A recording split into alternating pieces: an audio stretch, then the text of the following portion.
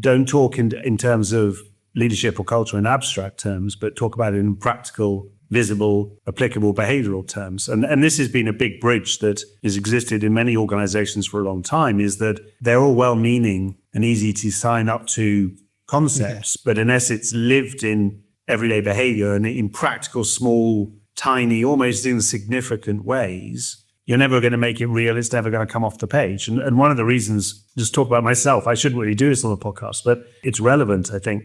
I actually focused on this topic is because I sat in meeting rooms in the corporate world too many times when statements of values or abstract commitments were made. We all signed, actually physically signed these statements, right, framed them and put them on the wall in the meeting room.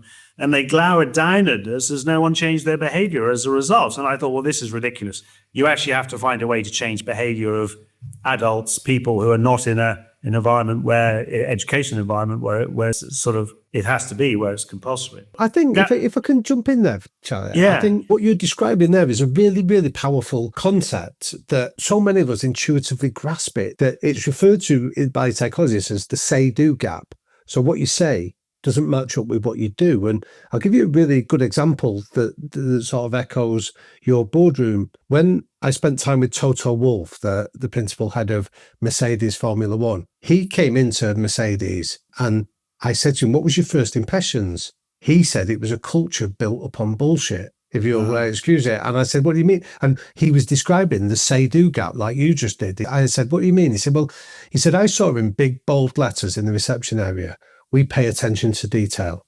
One of our values is we're attention focused, we're detail focused.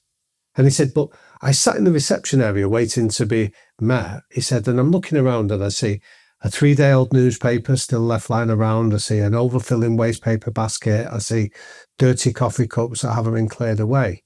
This is all happening underneath this banner that says we pay attention to detail. That isn't what I hear you say, isn't what I can see with the evidence around me. He described his success at Mercedes as closing that say-do gap, making sure that everybody understood that what we say is what we do. And that isn't just the preserve of, in his world, the racing drivers or the pit bosses. This is the preserve of everybody, that we all play our part in creating a culture where, because that allows trust to flourish. Because if I know you're going to do what you say, now I can trust you.